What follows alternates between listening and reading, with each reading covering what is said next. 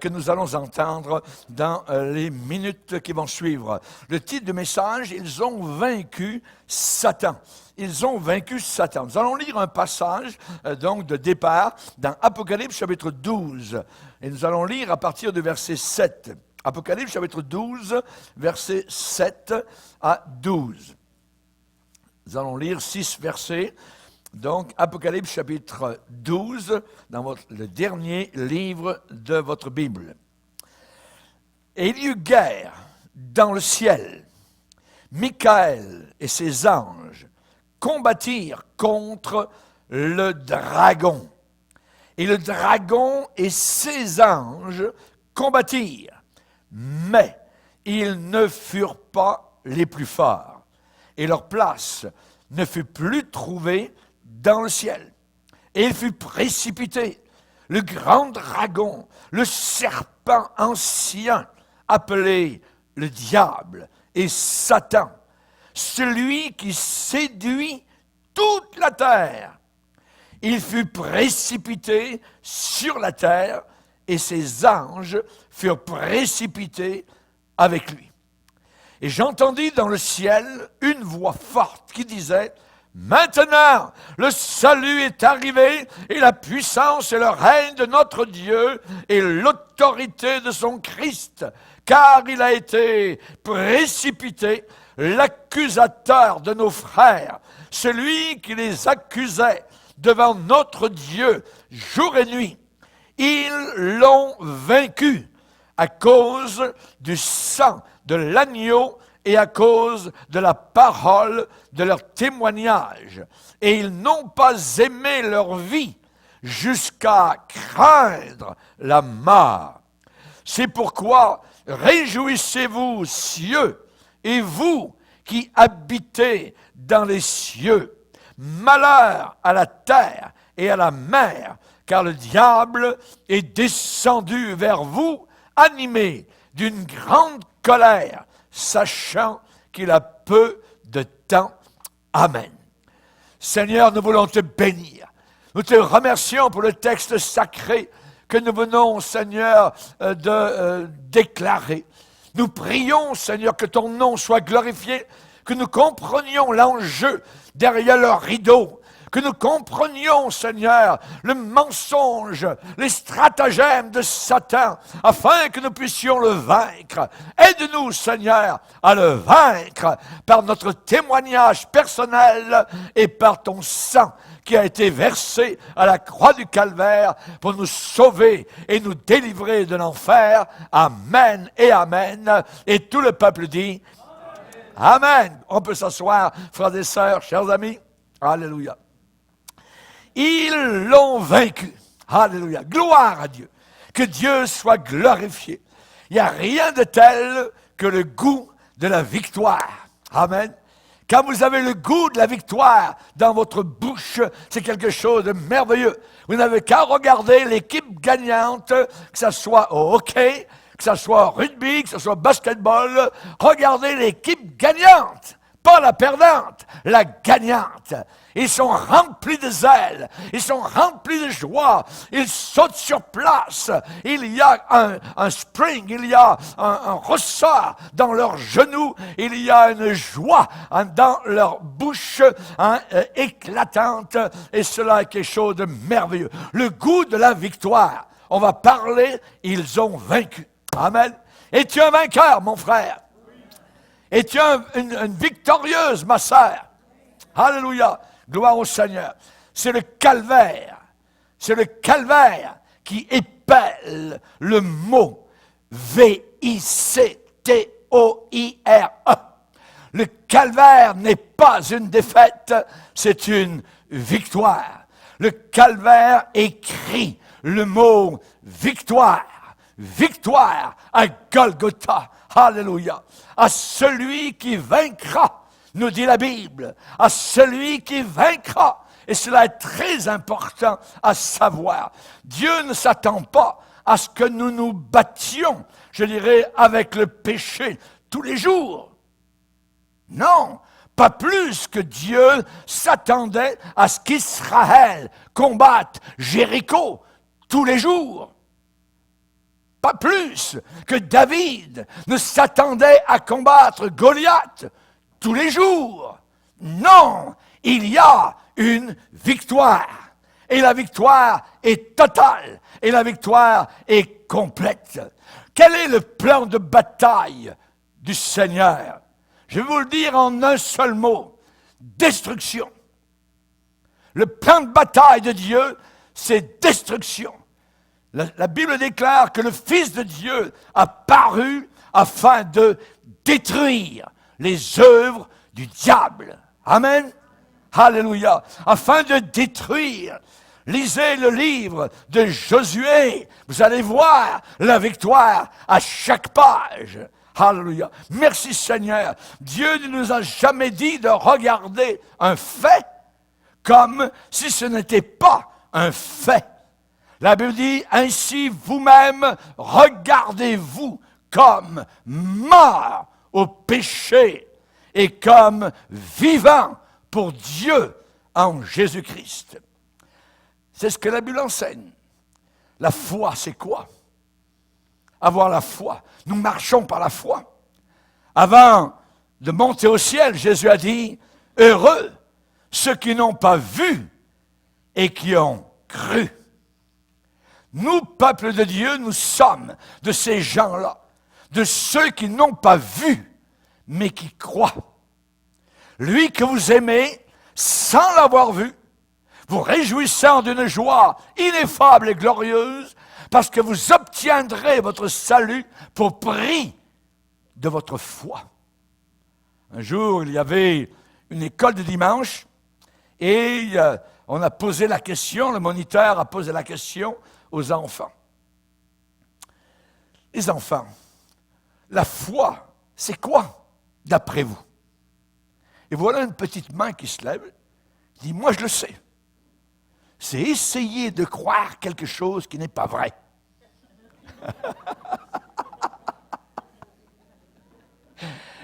La foi, c'est essayer de croire quelque chose qui n'est pas vrai. Non, non, non, 1000 fois non. La foi est une ferme assurance des choses qu'on espère et la démonstration de celles qu'on ne voit pas. Qu'on ne voit pas. Alléluia. Ils l'ont vaincu. Nous avons lu Apocalypse 12. Ils l'ont vaincu. Le L apostrophe, c'est qui? Ils l'ont vaincu. Lui, c'est qui? C'est victoire sur le diable. Ils l'ont vaincu. Ils ont vaincu lui, le diable, Satan. Et je dirais de loin le plus puissant de ce triumvirate, le monde, la chair et le diable. Satan est le plus loin, de plus loin le plus puissant. La plupart succombent au monde et à la chair. Et la Bible dit, n'aimez pas le monde, ni les choses qui sont dans le monde. Si quelqu'un aime le monde, l'amour du Père n'est pas en lui. J'aimerais vous dire que beaucoup n'arrivent jamais à faire face à Satan, à s'empoigner à Satan. Dès le début de ma conversion, j'ai su que Satan était réel. Il s'est révélé à moi du haut du plafond de ma chambre. Il est descendu là à la hauteur, jusqu'à la hauteur de ma bouche, avec une haine terrible. C'est quelqu'un, Satan. Et dès qu'on est sauvé, vous savez qu'il existe. Vous savez qu'il est en colère contre votre foi nouvelle. Ils l'ont vaincu. C'est la victoire, c'est celle, je dirais, que nous avons sur le diable. Sur le diable. Il ne veut pas que tu parles de Dieu. Il ne veut pas que tu parles de Jésus. Il ne veut pas que tu donnes ton témoignage à un païen. Il veut que tu te la fermes. Ça, c'est l'œuvre de Satan. N'aimez pas le monde. La Bible dit en plus, résistez au diable et il fuira loin de vous. Le diable, ce n'est pas un nuage, une nuée, ce n'est pas la personnalisation du mal, non, c'est quelqu'un de méchant. C'est une créature, comme toi, tu as été créé par Dieu. La plupart des gens n'arrivent pas à s'empoigner avec la force de Satan. Mais le chrétien véritable est sous contrat. Et ce contrat déclare que nous sommes morts au péché. Morts au péché. Ça veut dire que l'amour pour le péché est mort en lui. L'amour pour le péché est mort en lui. Marie Durand, cette femme victorieuse dans la tour de Constance, à côté de Montpellier en France, est restée dans cette tour emprisonnée, une prison terrible, pendant une trentaine d'années, parce qu'elle a résisté au diable. Elle ne voulait pas retourner à la religion officielle. C'est une victorieuse qui a résisté. Elle a écrit des versets, elle connaissait des psaumes par cœur. Elle a pris, on pense, même une épingle de ses cheveux et a écrit sur la pierre de cette prison un seul mot: résister. Résister au diable. Ils l'ont vaincu. Ils l'ont vaincu. Quand nous sommes dans cet état, prêts à combattre, à résister, à le vaincre, c'est à ce moment-là que Satan attaque lui aussi avec furie, avec saleté. Il attaque avec colère et avec férocité. Je vais vous le décrire, Satan. Quelle en est sa description? Jésus l'a décrit comme lorsque le semeur est sorti pour semer sa semence dans le sol. La semence étant l'Évangile. Le sol étant le cœur de l'homme. Et Jésus a dit, dès que la semence est semée dans un cœur, les oiseaux viennent et la mangent. Pour avoir une description plus détaillée de cela, dans l'évangile de Marc, Jésus parle de cela et il dit, le semeur sème la parole, les uns sont le long du chemin où la parole est semée. Quand ils l'ont entendu, aussitôt, Satan vient et enlève la parole qui a été semée en eux. Ça veut dire que dès que le culte finit, dès que la réunion est terminée, déjà sur le trottoir, là, Satan vient en disant « Wow, faut pas croire tout ce que le pasteur dit. Il est un peu tout ça, un peu trop en feu, tout ça, un peu trop zélé, tout ça. Wow, les moteurs. Ça, c'est le diable. Ça, c'est Satan qui déclare ces choses-là. Dès que la parole de Dieu est semée dans un cœur, Satan vient aussitôt. Jésus a dit que c'est comme cela que ça marche. Le semeur, comme il semait, une partie de la semence tomba le long du chemin, les oiseaux vinrent et la mangèrent. Satan et ses démons sont comme des oiseaux qui viennent et qui mangent la bonne semence de la parole de Dieu qui a été semée dans ton cœur.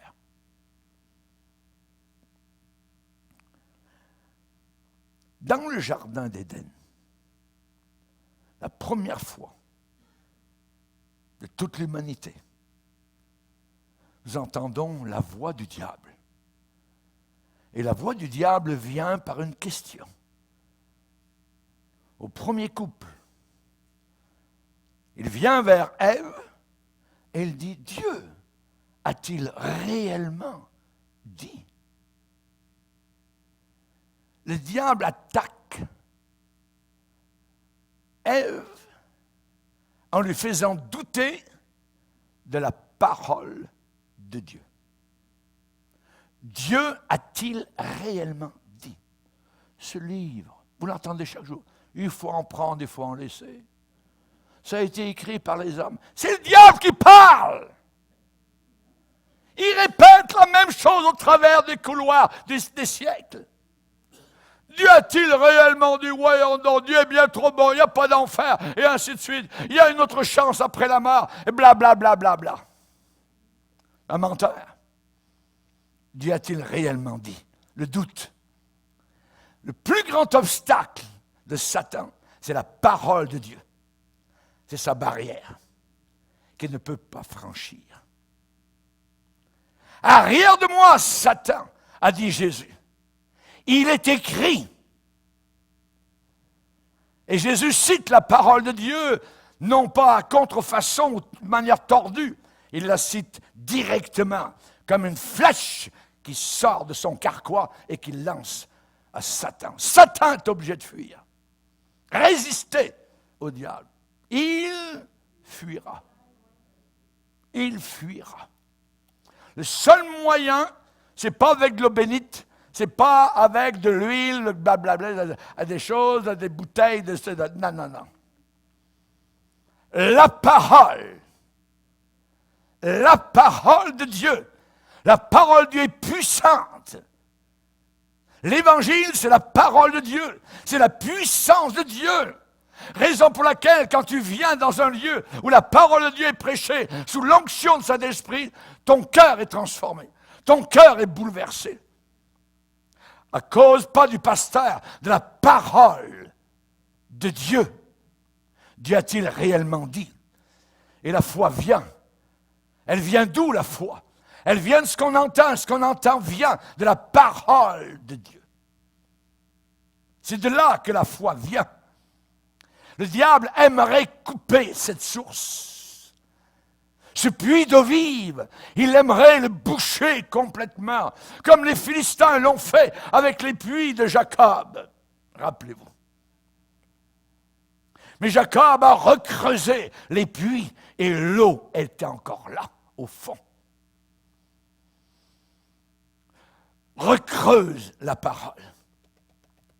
Nos étudiants de l'école biblique creusent tous les jours la parole de Dieu au travers de l'année.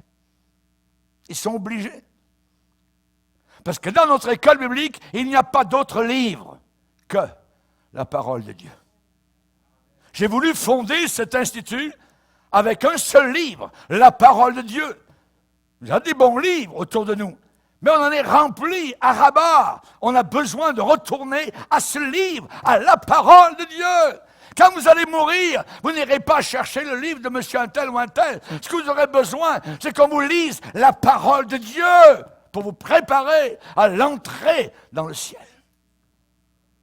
Alléluia. Le serpent, c'est une image de Satan. Le serpent ancien, il est décrit comme cela dans la Bible. Le serpent est une image de séduction, de supercherie. Les pharaons avaient le serpent sur leur couronne. Pas étonnant qu'ils adoraient le soleil, qu'ils adoraient la création, le Nil, les grenouilles, ainsi de suite, au lieu d'adorer le Créateur qui est béni éternellement. Le serpent est une image de Satan, de tromperie, de ruse, de fraude, caractère trompeur. La Bible dit qu'il était le plus rusé. Le plus rusé, la ruse. La ruse, c'est séduire. C'est dire ce qui est faux et non pas ce qui est vrai. Je me rappelle un jour, j'étais dans une réunion en plein air, et il y avait des centaines de personnes devant moi. Ça se passait à Joliette, un été, réunion en plein air. Et alors que je commençais à prêcher, je sentais dans mon cœur la présence et la puissance du Saint-Esprit. Voilà que soudain, c'était la nuit, et je ne voyais pas beaucoup, parce que je savais qu'il y avait des centaines de personnes qui étaient là. Et soudain, je voyais que les gens se détournaient de ce que je disais. Ils se tournaient ailleurs, ils regardaient. Je dis, qu'est-ce qui se passe? Il y a 1 minute, tout le monde, l'attention était là. Et il y avait un monsieur qui était venu avec un immense bois autour de son cou et qui se baladait dans la foule. Oui. Monsieur le diable venant se présenter pour détourner la foule de l'attention de la parole de Dieu. Ça a duré quelques instants, les gens se sont écartés, et le monsieur est passé, et l'attention de nouveau est revenue. Et j'ai prêché la puissante parole divine. Les âmes ce soir-là ont été sauvées, mais il y a eu une attaque spirituelle contre cette parole qui était annoncée. J'aime vous dire que si notre évangile est incompris et voilé, cet évangile est voilé parce que Satan a aveuglé l'intelligence des gens. C'est lui qui les aveugle. Ils ne comprennent pas. Son venin aveugle les gens. Mais Jésus a dit, je vous ai donné le pouvoir de marcher sur les serpents, les scorpions et toute la puissance du diable, et rien ne pourra vous nuire. Mais attendez-vous à des confrontations. Les mortels sur la terre ne sont pas conscients de ce mensonge monstrueux. Satan agit comme la prostituée. Je t'aime, chérie, viens dans ma chambre. La femme adultère. Et dans Proverbe 7, il est dit qu'elle avait la ruse dans son cœur. La ruse dans son cœur. Fille de Satan. La prostituée. Salomon a eu affaire à plusieurs femmes. Et dans ses réflexions, il dit, j'ai trouvé plus amer que la mort. La femme dont le cœur est un piège et un filet, et dont les mains sont des liens, des chaînes. Mais celui qui est agréable à Dieu lui échappe. Mais le pécheur est pris par ce genre de femme. La Bible l'appelle dragon. Quel est le symbole de la Chine? Dragon. Ils ont la fête du dragon. C'est un symbole du diable, le serpent ancien. La Bible dit le diable est Satan. Il est aussi décrit comme un lion dans la Bible. Un lion terrifie. Il a juste à faire un grognement. Au fait, 3 mètres en arrière. Le lion terrifie. Pour amener quoi? La peur et la soumission. Il attaque, il dévore et il déchire. Le diable est un lion destructeur qui dévore les couples, les mariages, les santés, le travail, le compte en banque de ceux qui travaillent dur. Il dévore la vieillesse de nos anciens. C'est un lion. David a dit, Seigneur, sauve-moi de tous mes persécuteurs. Délivre-moi afin qu'ils ne me déchirent pas comme un lion qui dévore sans que personne vienne au secours. Sans que personne vienne au secours. Et Pierre l'apôtre, a écrit, veillez, soyez sobres. Le diable rôde comme un lion rugissant, cherchant qui il va dévorer. Comme un lion qui tourne, qui est caché et qui va sauter sur vous au moment propice pour vous déchirer. Soyez sobres, veillez. Le diable rôde, c'est un rôdeur. Dans le psaume 91, nous avons une promesse. Tu fouleras le lionceau et le dragon, et tu marcheras sur le lion et la spique. C'est aussi dans la Bible un ange de lumière. Il vient comme un ange aux ailes déployées. Il est beau, il est séducteur. Ange de lumière. Il éblouit d'attraction à vous en étourdir, à vous faire voir des étoiles. C'est un faussaire. Il travaille dans le domaine de la contrefaçon. C'est un imitateur, un singe, le singe de Dieu, disait Luther. Une imitation fausse, une simulation.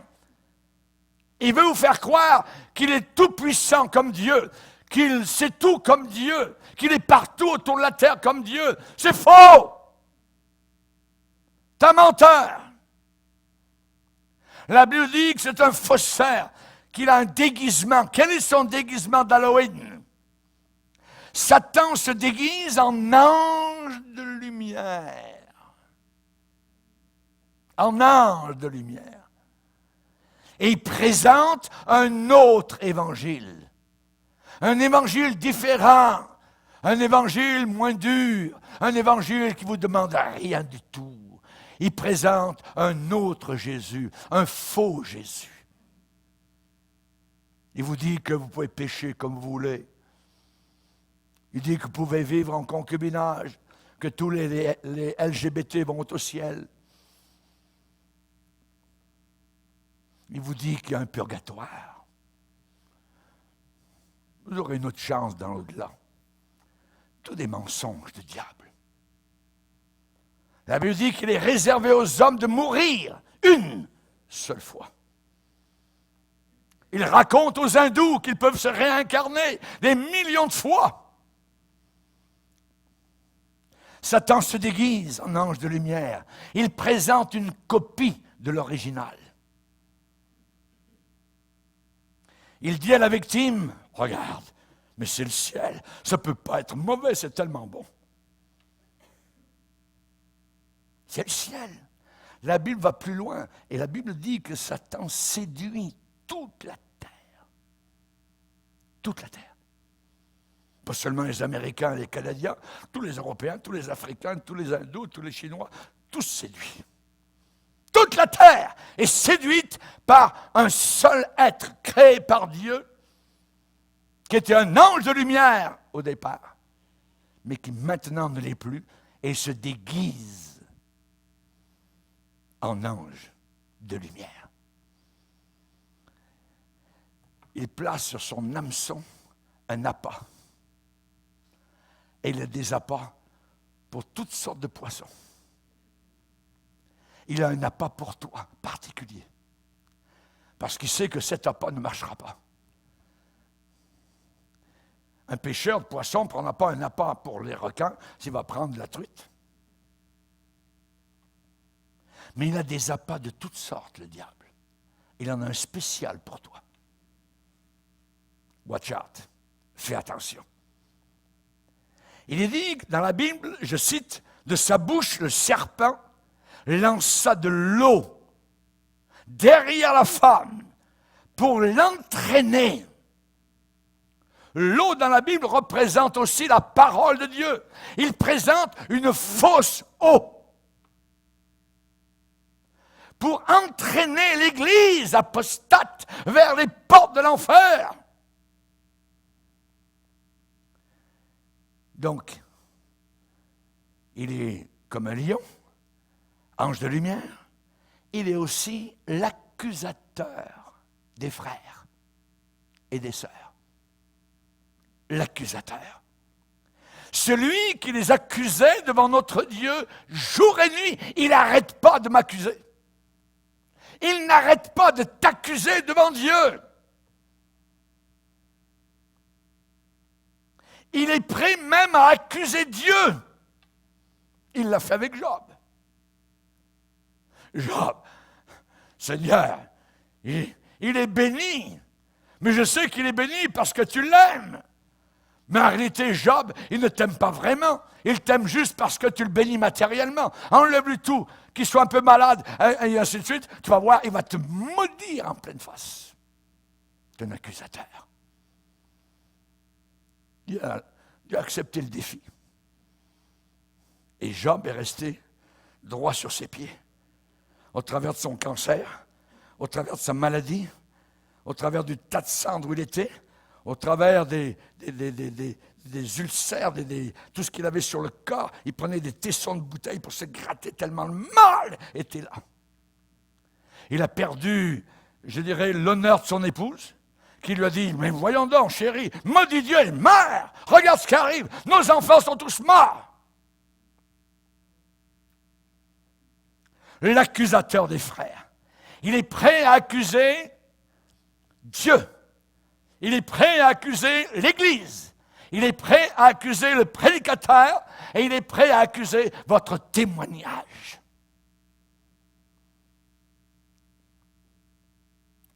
Mais nous avons un avocat. Alléluia. Heureusement. Nous ne sommes pas plus forts que le diable. Il est plus fort que nous. Mais nous avons un ami qui est plus fort que le diable. Alléluia. Et s'il est avec nous dans la maison, nous disons, Seigneur, va te montrer à la porte. Et le diable est là. Tchouk! Satan s'enfuit. L'adversaire. Il s'appelle l'adversaire. Ça veut dire quoi? Ça veut dire qu'il va s'opposer à toi. Il va s'opposer à l'Évangile. Il va s'opposer à ce que tu lises la parole de Dieu, à ce que tu médites les Écritures. Il va s'opposer à ce que tu suives les cours bibliques. Nos étudiants, au travers de l'année, nous parlent, nous disent, je suis le directeur de cette école, et ils me disent ce qui se passe dans leur cœur, mais c'est terrible, pasteur, on a envie d'abandonner, on a envie de lâcher, on a envie de... Mais il y a Satan qui travaille pour que tu lâches, parce qu'il y a quelque chose au bout de cela. Il y a des fruits à apporter, et des fruits pour l'éternité. Un adversaire, il va résister, le diable, à chaque bénédiction qui vous est destinée. Il va essayer d'empêcher chaque réponse à votre prière. Il va s'y opposer. Il va s'opposer à vos droits devant Dieu, comme enfant de Dieu. Et il va apporter constamment des injonctions. Paul voulait aller plusieurs fois visiter les Thessaloniciens, et il a écrit aux Thessaloniciens une lettre en disant, j'aurais voulu aller vous voir, mais Satan nous en a empêchés. Il s'oppose à l'évangélisation. Un démon, un jour, a parlé du dedans d'une personne à Éphèse. Savez-vous ce qu'il a dit? Je connais Jésus et je sais qui vous êtes. Et je sais qui est Paul. Les démons savent qui nous sommes. Et ils essayent de détruire notre témoignage. L'adversaire va se servir des Jézabel. Il va se servir des frères de Joseph. Il va se servir de la femme de Potiphar. Il va se servir de Caïn. Il va se servir d'Hérode, de Pharaon, des pharisiens, des chefs des satrapes à Babylone. Et Jésus va dire à des gens qui disaient croire en lui, mais Jésus ne croyait pas en eux, et il leur a dit, vous avez pour père le diable. Il est bien écrit dans la Bible, dans l'évangile de Jean. Plusieurs crurent en Jésus. Et à la fin du chapitre, Jésus dit, vous avez pour père le diable. Parce que Jésus ne se fiait pas à eux. Il y avait un homme dans l'église à Samarie qui s'appelait Simon, le magicien. Et l'apôtre Pierre l'a débusqué par la puissance du Saint-Esprit. L'adversaire, c'est Satan. Il est appelé aussi le dragon. Que fait un dragon? Il tue. Et le dragon va tuer les âmes. Il est cruel. Le dragon mutile. Le dragon va écraser. Et il laisse derrière lui le désastre, le regret, la perte, la dégradation, la maladie, le sida et toutes les maladies sexuelles. Il est le père du mensonge, a dit Jésus. Il va engendrer la séduction. Dans son marché, tout est faux. Tout est faussé, tout est cheap, tout est indigne. Il a parlé au travers du roi Akab. Lorsque Akab a parlé à un homme de Dieu appelé Naboth, je vais te donner une vie meilleure. Le diable te dit, l'Église, laisse tomber. Il y a quelque chose de mieux, quelque chose de meilleur que l'Église, que l'Évangile. C'est un faussaire, un menteur. Alors, quand vous êtes attaqué, que devez-vous faire? Que faites-vous? Eh bien, on a un rapport complet dans la Bible sur ce qu'il est dans sa nature. Car Satan a attaqué l'homme de Nazareth. Imaginez, le maître de la maison. S'il a attaqué le patron, il va attaquer les ouvriers, les ouvrières. Amen. Jésus venait juste de recevoir le témoignage de la part du ciel, par le Père, de sa filialité. Celui-ci est mon fils bien-aimé. À son baptême. Jésus a entendu le Père lui dire, tu es mon fils. Satan arrive juste après et lui dit, si tu es le fils de Dieu, puisque supposément tu es le fils de Dieu, il met en doute ce que le Père vient de dire à Jésus. C'est la corde la plus vitale, mais aussi la plus vulnérable. Votre témoignage. Satan voulait voler à Jésus sa parfaite confiance en son Père. Il va par toute la terre, il s'y promène. Il se promène sur la rive sud de Montréal. Le jour et la nuit. Il calomnie. Il médit, il diffame sans arrêt. Écoute pas ce pasteur. Voyons donc. Et ainsi de suite. Il diffame de façon téméraire, avec furie. Il combat de façon sale. Il est pire que ce que le politicien le plus bas, le plus inexcusable ait jamais fait. En politique, on ment tout le temps. Mais le diable est pire, parce qu'il est un expert dans les insinuations, dans les allusions, dans les mots couverts. Il dénature les choses. Et il fait une fausse représentation. J'aimerais vous dire une chose. Devant notre ennemi, le calvaire ne lâche jamais. La croix vaincra. La croix, c'est la vérité. Et c'est là où Satan a reçu son coup de mort.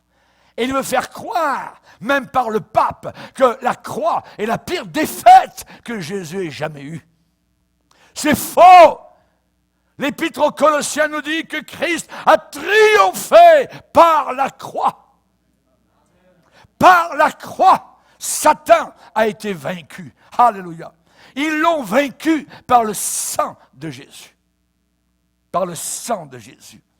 La croix ne recule pas. La croix résiste.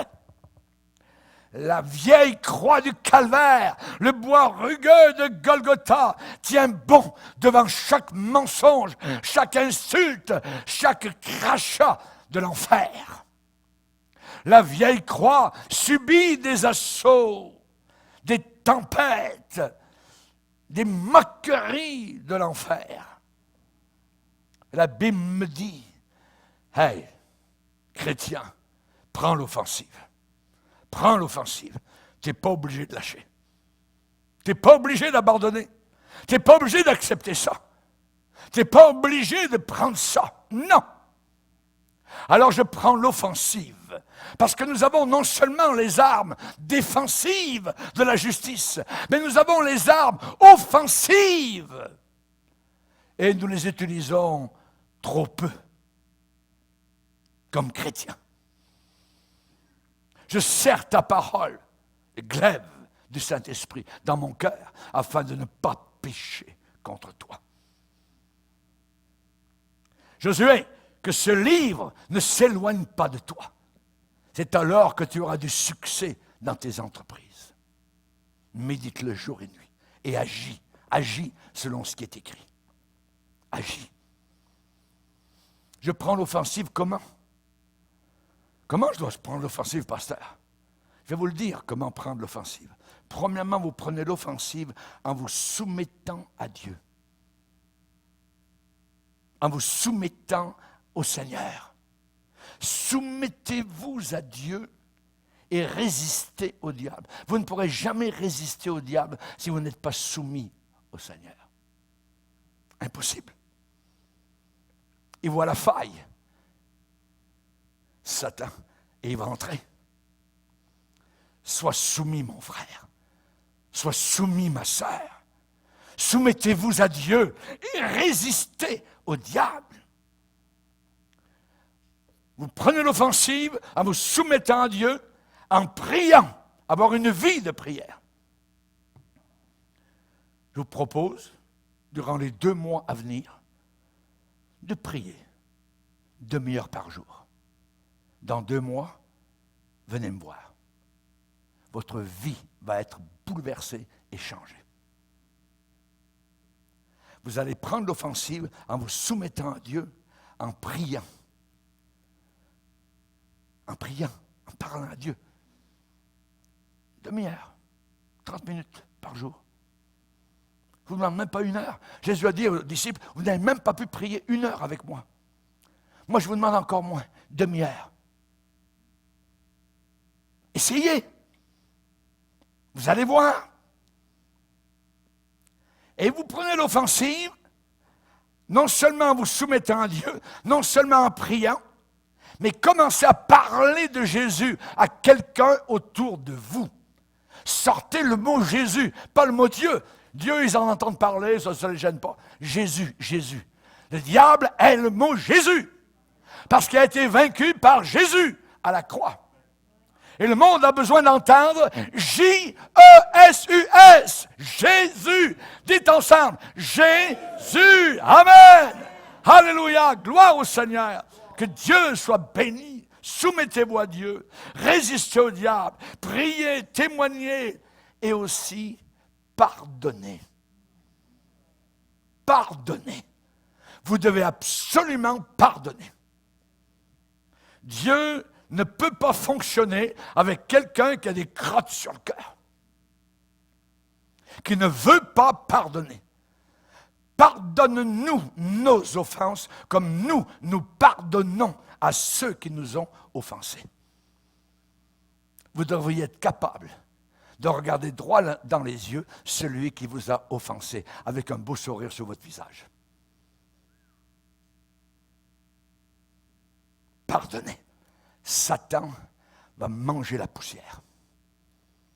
Il ne veut pas que vous pardonniez. Il ne veut pas. Parce que si vous ne pardonnez pas, vous ne pouvez pas avoir la bénédiction de Dieu. Et c'est ce qu'il veut. Pardonne-nous nos offenses comme nous pardonnons. On y arrive comme cela.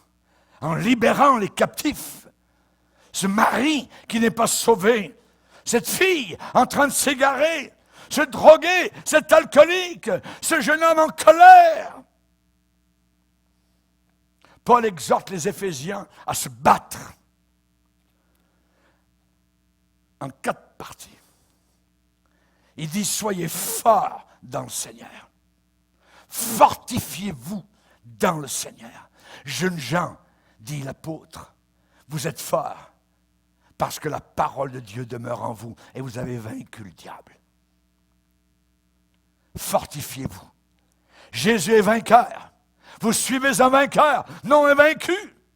Jésus nous a envoyé son Saint-Esprit pour nous habiter, pour nous remplir, pour manifester cette victoire en nous et par nous. Vous recevrez de la puissance, de la force, quand le Saint-Esprit viendra sur vous. Et vous témoignerez, vous serez mes témoins jusqu'aux extrémités du monde. Le Saint-Esprit, c'est le muscle de Jésus. C'est la musculature spirituelle. Partout, Jésus est plus fort que les gouvernements.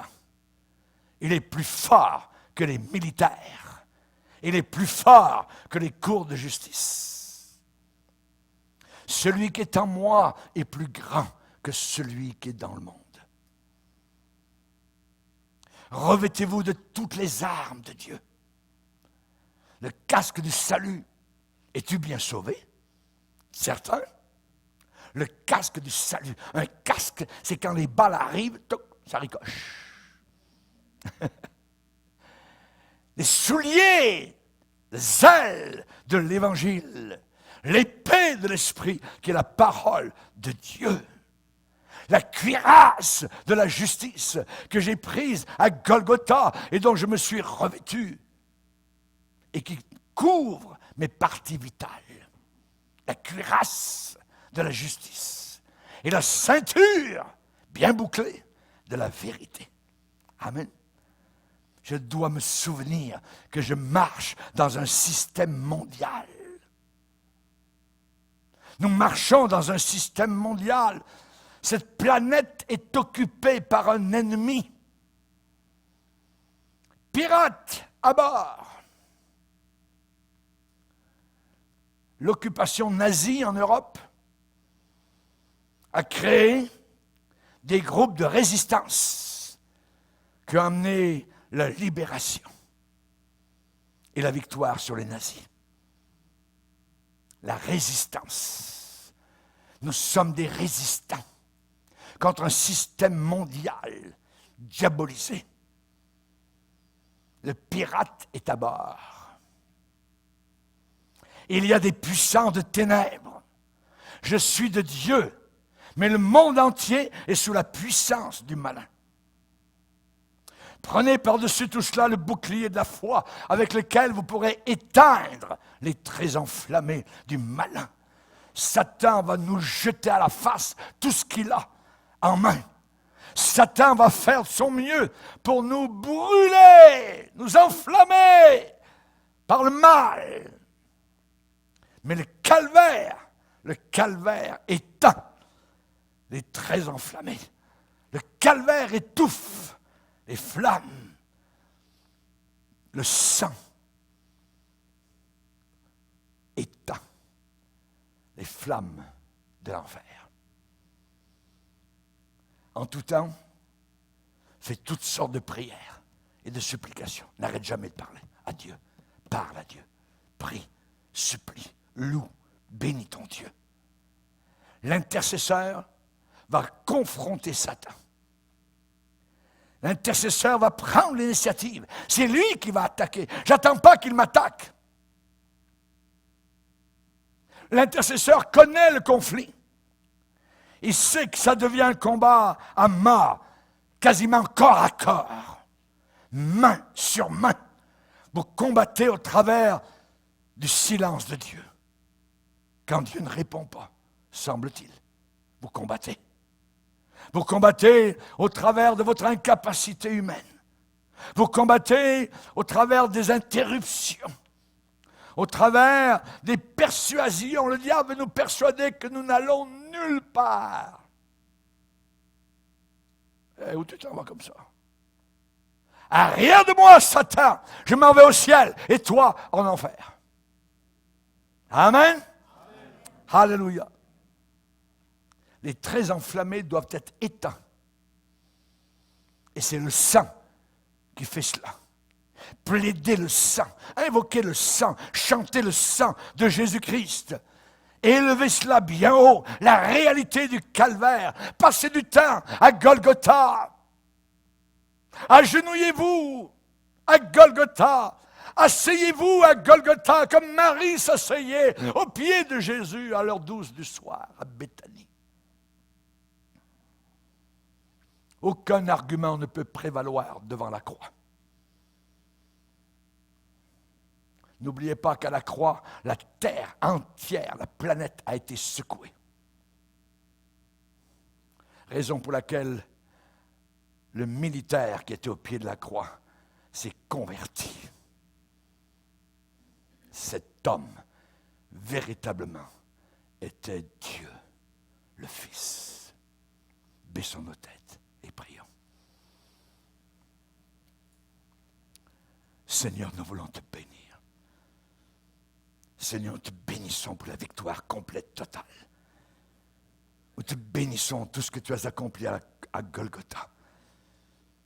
Tu nous as dit, j'ai vaincu le monde. Et l'Apocalypse me dit, ils ont vaincu le diable par la parole de leur témoignage et par le sang de Jésus. Merci Seigneur. Merci Seigneur. À toi et à toi seul revient toute la gloire. Merci pour la victoire qui existe sur le système de Satan. Merci Seigneur de pouvoir utiliser cette foi merveilleuse contre le diffamateur, le menteur. Merci Seigneur, à toi et à toi seul reviennent honneur, gloire, puissance, sagesse. L'éternité est entre tes mains. Merci Seigneur, toi lumière du monde, lumière du ciel, flambeau, alléluia, gloire et honneur à toi. Agneau de Dieu, nous te bénissons et te louons dans l'adoration de nos cœurs sauvés par ta grâce. Merci Jésus, merci Seigneur, alléluia. Peut-être quelqu'un aujourd'hui a besoin de faire une confession au Seigneur. Quelqu'un aujourd'hui a besoin de venir au pied de la croix. Quelqu'un a besoin de reprendre des forces, reprendre du courage, retourner à la bataille, retourner au témoignage, retourner à la vie de prière, retourner à la Bible, retourner à la réunion, retourner à l'église, retourner vers les frères et sœurs. Merci mon Sauveur, alléluia. Répète après moi cette prière dans ton cœur. Seigneur Jésus, je viens à toi. Je viens tel que je suis et je veux ta victoire dans mon cœur. Je veux ta victoire dans ma vie. Pardonne mes péchés. Pardonne, Seigneur, mes iniquités. Pardonne, Seigneur, mes déviations. Je veux être vainqueur, plus que vainqueur. Tu m'as aimé, tu m'aimes et tu m'aimeras à jamais. Merci, Seigneur, pour Romains chapitre 8, verset 1er. Il n'y a aucune condamnation pour ceux qui sont en Jésus-Christ et qui marchent selon le Saint-Esprit. Merci Seigneur, à toi la victoire et l'honneur que tu partages avec nous. Amen et amen. Et tout le peuple dit Amen. Alléluia. Levons-nous ensemble devant le Seigneur. Alléluia.